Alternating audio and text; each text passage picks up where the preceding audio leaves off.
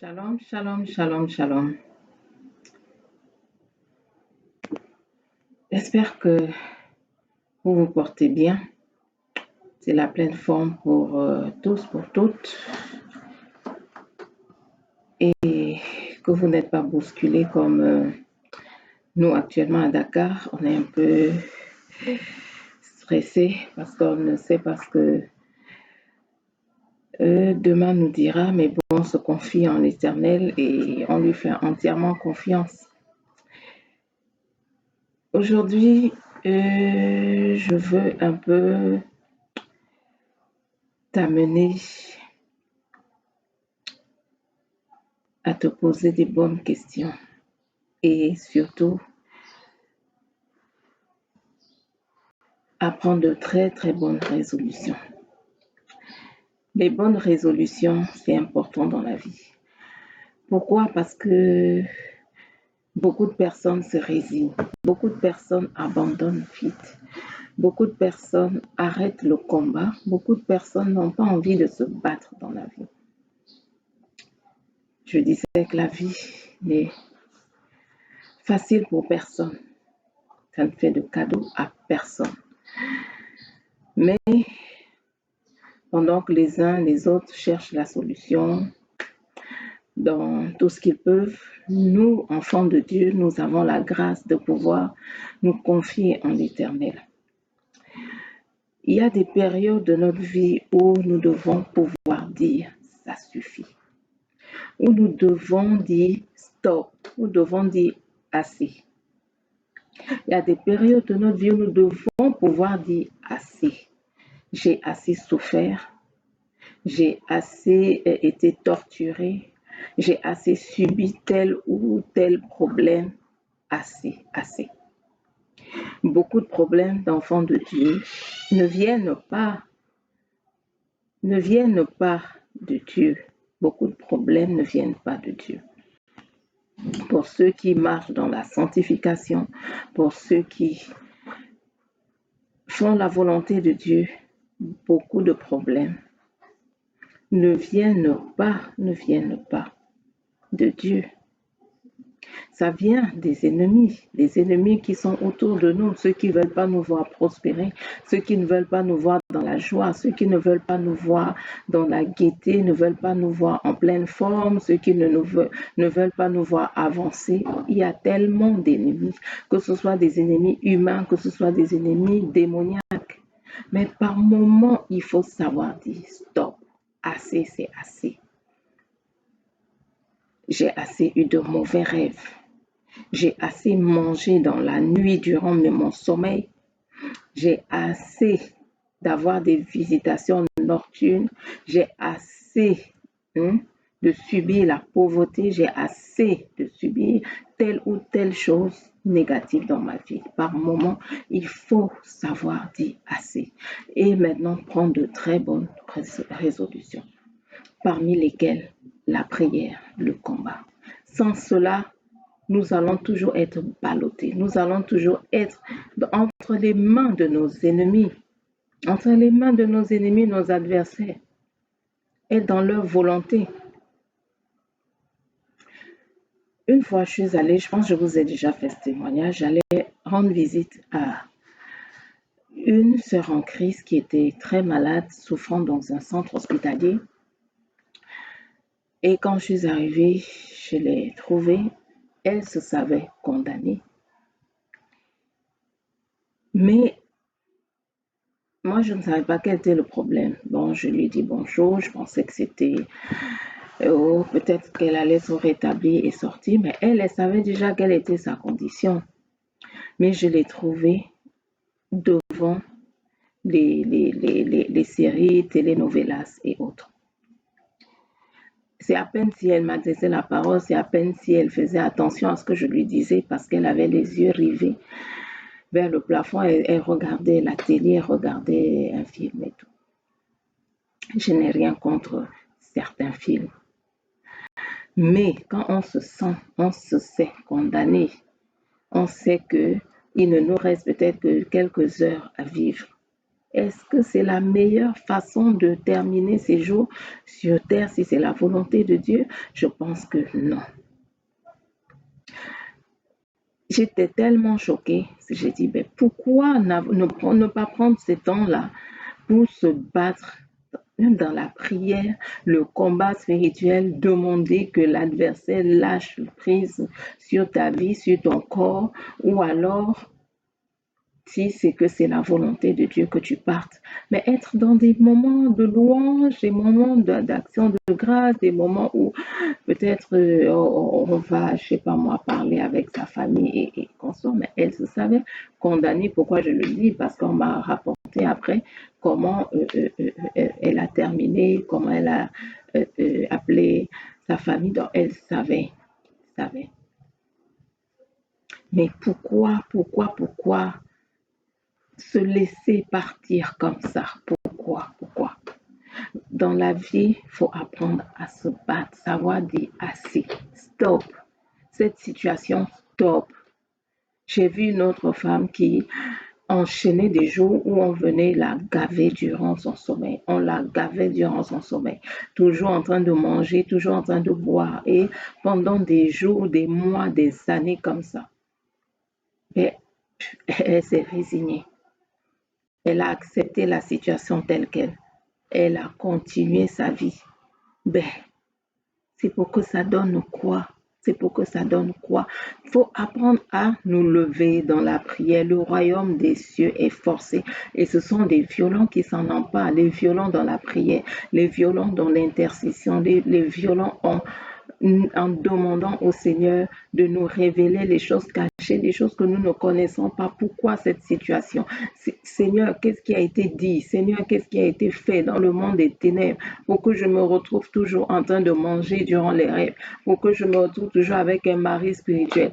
Seigneur, révèle-moi. Seigneur, montre-moi dans quel pacte je suis. Qu'est-ce que mes parents ont touché? Qu'est-ce que autour de moi les gens ont fait? Qu'est-ce qui a été dit? Qu'est-ce qui a été fait, Seigneur, pour que je me retrouve?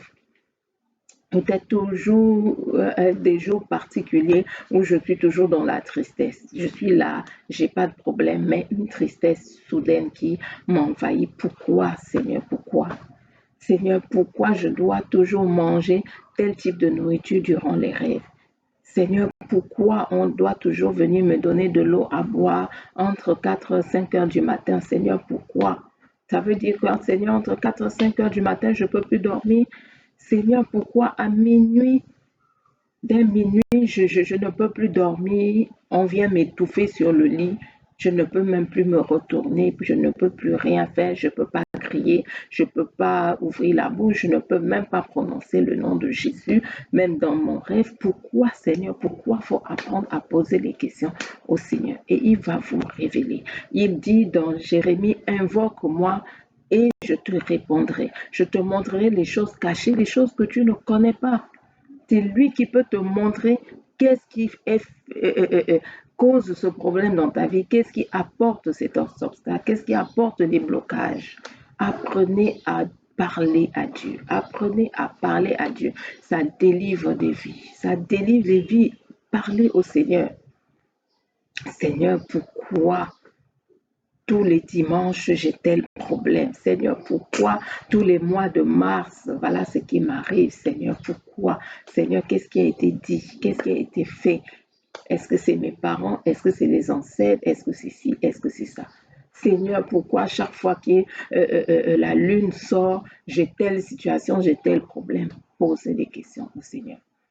Seigneur, pourquoi chaque fois que j'ai tel type de rêve, dès que je sors, je parle aux gens, je les énerve, ils ne veulent même pas me voir, ils ne veulent même pas m'entendre. C'est comme si j'étais repoussante, ils n'ont même pas envie de rester avec moi. Seigneur, pourquoi? Posez les questions au Seigneur et des bonnes questions. Et il répondra parce qu'il est fidèle, parce qu'il répond à la prière. Parce qu'il est fidèle, il répond à la prière. Dieu est bon, Dieu est merveilleux, il ne veut pas que ses enfants souffrent.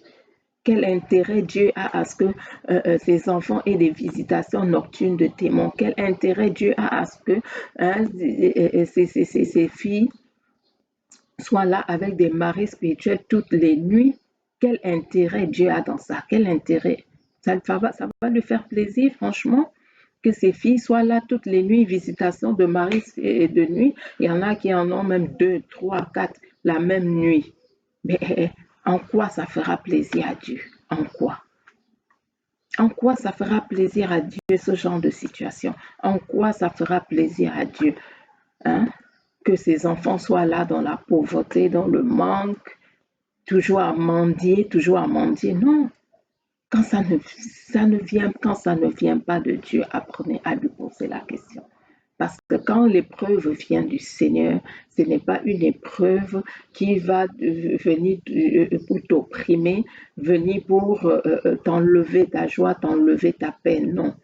L'épreuve qui vient de Dieu, c'est une épreuve qui va te permettre de grandir spirituellement, qui va te permettre de mûrir, d'être mature. Mais avoir des visitations de mari de nuit et tout, en quoi ça va glorifier Dieu? En quoi ça fera plaisir à Dieu, fera honneur à Dieu que tu te lèves, tu racontes ça? Oui, Dieu m'a envoyé des maris spirituels. Non, je suis désolée. Il y a même une dame qui disait, oui, elle est arrivée à une dimension tellement grande, profonde avec le Seigneur que le Seigneur vient la visiter durant la nuit comme un mari spirituel. C'est dégueulasse. Non, non, non, non, Dieu n'est pas dans ça. Dieu n'est pas dans ça. Il faut savoir dire assez. Cette situation a assez duré. Comment avoir la même situation 2 ans, 3 ans, 4 ans, 5 ans, 6 ans? On ne bouge pas le moindre doigt. On perd du temps dans des choses inutiles, dans des choses qui ne nous font même pas avancer. Qu'est-ce que ça fait, en quoi ça fait avancer ta destinée, en quoi ça fait avancer ta vie, que tu sois là devant des films qui ne t'apportent rien, devant les réseaux sociaux à faire n'importe quoi. Ça t'apporte quoi quand la nuit tu ne dors pas? Quand la nuit tu ne dors pas, ça t'apporte quoi? Autant prendre ce temps-là pour chercher le Seigneur. S'il te dit de combattre tel esprit ou tel esprit, te concentrer dans ça et le faire entièrement. Le faire entièrement. Mais on perd trop de temps de nos jours. On perd trop de temps. Trop d'enfants de Dieu sont paresseux, sont distraits, sont dans des futilités, sont dans toutes sortes de choses abominables, dans toutes sortes de choses qui leur perdent du temps. Tu te lèves, tu vas aller faire du shopping. Bon, tu as pris donc 4 heures pour faire du shopping, tous les magasins, peut-être de Dakar ou de Paris, je ne sais pas. Puis quand tu rentres, tu ne dors pas. Hein? Tu ne peux pas manger parce que c'est la pauvreté crasse qui te tient. Hein, tu n'as pas d'amis parce que tu es rejeté, tout le monde t'abandonne, personne ne veut te voir, personne ne veut communiquer avec toi, tout le monde t'oublie, personne ne veut avoir une intimité avec toi. Ça fait des années que tu n'es pas marié, tous les hommes qui viennent, ils repartent, tous les hommes qui viennent, ils sont repoussés. Et pour toi, c'est normal. Pour toi, c'est bon, j'attends le temps de Dieu. Bon, j'attends. Bon, quand Dieu aura envie de me donner ce que je veux, il le fera. Non, ma chère, non, ma chère, non, ma chère. Non, je veux révolter ton esprit ce matin. Je veux révolter ton esprit. Je veux que tu sortes sortes de la passivité, que tu sortes de cette passivité-là, cette passivité qui te pousse à garder des problèmes pendant des mois, des années. Ça te dit rien. Tu t'es habitué à la situation. Tu prends la situation telle qu'elle. Oui, tu prends la situation telle qu'elle. Tu t'es habitué à ça. Et tu ne fais rien pour sortir de là. Tu ne fais rien pour sortir de là. Il y a des choses que Dieu peut donner. Pour d'autres, qu'est-ce que la Bible dit? Dieu est celui qui exerce nos mains au combat, nos doigts à la bataille. C'est Dieu qui exerce nos mains au combat et nos doigts à la bataille. Et la bataille, c'est quoi? Le combat, c'est quoi? L'héritage ne s'obtient pas en se tournant les pouces dans son salon. L'héritage ne s'obtient pas en restant sur les réseaux sociaux. Je termine avec Facebook, j'enchaîne avec Twitter, après j'enchaîne avec tel autre, puis j'enchaîne avec tel autre, j'enchaîne. Non. Et les années passent. Et les années passent. Et les situations perdues. Et les années passent et les situations perdues. Les années passent, les situations perdues. Non. Non, apprenez à dire assez. Assez, ça suffit. Stop. Stop là. Stop. Stop. Là maintenant, je prends le taureau par les cornes. Je prends le taureau par les cornes. Moi, j'ai grandi dans une ville où je voyais les bouchers. En fait, c'était les grands éleveurs nordistes qui passaient toujours devant ma maison, enfin notre maison familiale, pour amener les vaches au marché. Et quand ils passaient devant la maison, bon, parfois les vaches savaient, il y avait parfois une personne à l'avant et une autre à l'arrière qui tirait, on tirait sur une des pattes avant, une des pattes arrière. Mais la vache se défendait. Je voyais, je ne peux pas oublier cette scène, comment les vaches se défendaient. Non, je ne vais pas aller à l'abattoir comme ça. Je sais que là, on m'amène, je ne vais pas revenir comme tel autre qu'on a amené le jour du marché et puis elle n'est jamais revenue avec nous. Non, je vais me battre. Et il y en a qui arrivaient à force de balancer la patte sur le chemin du marché, elles arrivaient à casser la corde et elles revenaient vers leur pâturage. Et puis, il fallait voir les éleveurs là derrière eux, là, en train de courir pour essayer de les rattraper. C'était pas évident. C'était pas évident. Et j'ai gardé cette image jusqu'à aujourd'hui. J'ai dit, regarde, même une bête qui n'a pas ce que nous avons comme intelligence, comme sagesse et tout le reste, elle se défend. Elle se défend et dit, non, je ne vais pas aller à l'abattoir sans me battre. Pourquoi nous, êtres humains, pourquoi Et je sais que là, on a peut-être programmé une opération, mais je suis là, je me tourne l'épaule, je suis là à papoter ou je suis là à faire d'autres choses au lieu de prier. C'est le moment où tu dois peut-être taper 4 heures, 5 heures de prière. Tu es là. Seigneur, ma situation. Seigneur, mon problème. Seigneur, interviens. Seigneur, touche-moi. Seigneur, je ne veux pas telle situation. Seigneur, je ne veux pas que mon affaire échoue. Seigneur, je ne veux pas de ceci. Seigneur, interviens. Seigneur, montre-moi. Seigneur, révèle-moi. Seigneur, quel est le problème? Seigneur, regarde mon bas-ventre. J'ai encore telle situation. Seigneur, regarde. Les saignements sont encore là. Seigneur, oh Dieu, interviens. Seigneur, je n'arrête pas de faire tel rêve. Et après le rêve, voilà ce qui se passe. Après le rêve, je suis rejetée. Après le rêve, rien ne marche dans ma vie. Après le rêve, c'est ceci. Seigneur, qu'est-ce qui s'est passé? Seigneur, qu'est-ce qu'on a fait? Seigneur, pourquoi j'ai ce type de rêve? Seigneur, expose. Seigneur, montre-moi. Seigneur, ouvre-moi les yeux. Seigneur, j'ai besoin de savoir. Passez 4 heures de temps comme ça dans la prière, vous allez voir comment vos vies vont changer. Comment vos vies vont changer. Oh mes bien-aimés, sortons de la passivité, sortons de la paresse, sortons de la paresse. Que Dieu vous bénisse. J'espère que j'ai pu réveiller l'esprit de l'une au moins d'entre vous aujourd'hui, à savoir que quand on se lève, quand on prie, quand on se bat pour sa situation, pour son problème, Dieu également se lève. Soyez bénis et à une très prochaine vidéo.